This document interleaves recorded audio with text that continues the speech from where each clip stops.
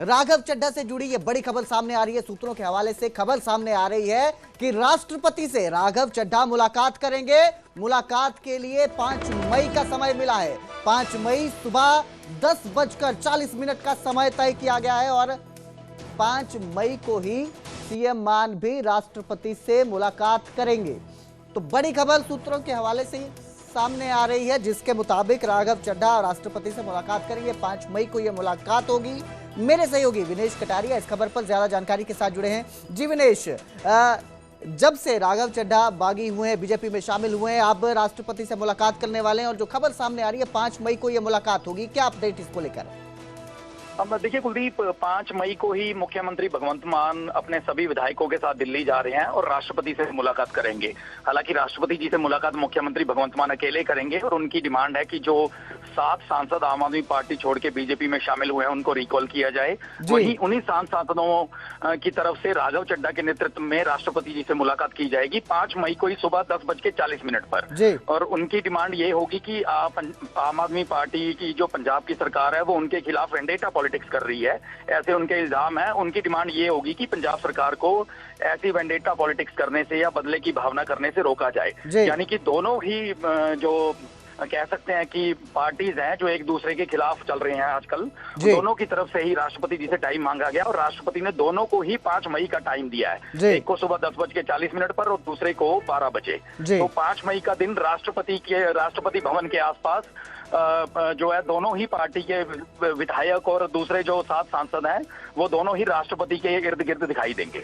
जी बिल्कुल। और विनेश, जिस तरह से दोनों जो हैं अब एक दूसरे पर इल्जाम लगा रहे हैं, जैसे ही पार्टी छोड़ी है राघव चड्ढा ने, वो आप पर हमलावर नजर आ रहे हैं, तो दोनों जब एक साथ एक ही दिन मिलने वाले हैं, क्या खास इस दिन हो सकता है? क्या जो है इस दिन अलग देखने को मिल सकता है? देखो कुलदीप, मुख्यमंत्री भगवंत मान की जो उनका मिलने का पर्पस है वो स्पष्ट है। वो चाह रहे हैं कि जो 7 सांसद जिनमें से 6 पंजाब को रिप्रेजेंट कर रहे हैं उनको राइट टू रिकॉल किया जाए। यानी कि जो सांसद का उनको हक दिया गया था पंजाब के विधायकों की तरफ से, उनको सांसद वाला ओहदा उनसे वापस लिया जाए। वहीं जो राघव चड्ढा के साथ जो बाकी सांसद मिलेंगे उनका ये कहना है कि जब से उन्होंने अपने पार्टी छोड़ के, आम आदमी पार्टी छोड़ के बीजेपी ज्वाइन की है, तब से उनके खिलाफ वेंडेटा पॉलिटिक्स हो रही है। तो उनकी मांग होगी कि दोनों की ऐसी वेंडेटा पॉलिटिक्स करने से आम आदमी पार्टी की जो पंजाब की सरकार है उसको रोका जाए।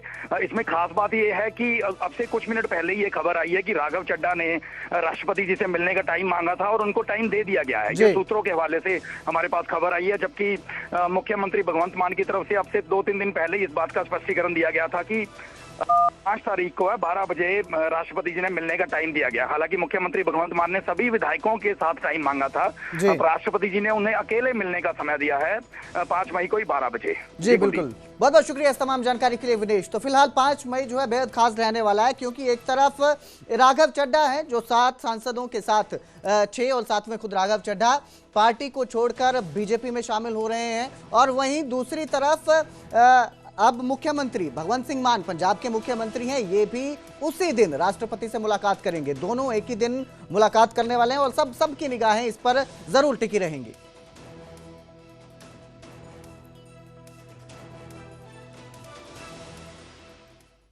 और जिक्र गुरुग्राम का करेंगे, जहां इवेंट ऑर्गेनाइजर पर जानलेवा हमला हुआ। दरअसल बॉलीवुड सिंगर राहुल फाजिलपुरिया के इवेंट ऑर्गेनाइजर सौरभ पर फायरिंग की वारदात सामने आई। सेक्टर 45 के कनई गांव में यह हमला हुआ, जहां बाइक सवार 2 बदमाशों ने ताबड़तोड़ गोलियां चलाई। बताया जा रहा है कि इस फायरिंग में सौरभ के सुरक्षा कर्मी को 2 गोलियां लगी है। हालांकि गनीमत यह रही कि सौरभ इस गोलीबारी में बाल बचे हैं। घटना के बाद हमलावर मौके से फरार हो चुके हैं और सीसीटीवी खंगालते हुए पुलिस आरोपियों की तलाश में जुटी हुई है। बॉलीवुड के सिंगर हैं राहुल फाजिलपुरिया और उनके इवेंट ऑर्गेनाइजर हैं सौरभ, जिन पर यह जानलेवा हमला होता है। बाइक सवार 2 बदमाश आते हैं, फायरिंग करते हैं।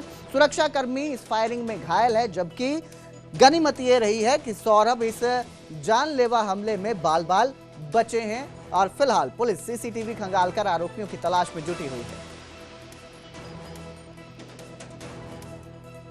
इस सिलसिले में एक इन्फॉर्मेशन सेक्टर 45 के एरिया में कन्हई के आसपास एक मकान के बाहर गोली चलने के बारे में आई थी। पुलिस की टीम स्पॉट पर गई थी, जहां पाया गया था कि एक सौरभ नाम के व्यक्ति का वो मकान था। उसके बाहर 2 बाइक सवारों के द्वारा कुछ गोलियां चलाई गई थी। इनमें से जो 2 बुलेट है, एक हमारा पुलिस का जवान था जहाँ ड्यूटी पर था, उसके हाथ और पैर में कुछ मामूली चोटें उनमें आई थी, जो कि प्राइवेट हॉस्पिटल में उसका उपचार चल रहा है, जिसकी खतरे से बाहर है फिलहाल, और जल्दी ही वो हॉस्पिटल से डिस्चार्ज हो जाएगा। स्थिति उसकी बिल्कुल स्थिर है और बिल्कुल ही खतरे से बाहर है।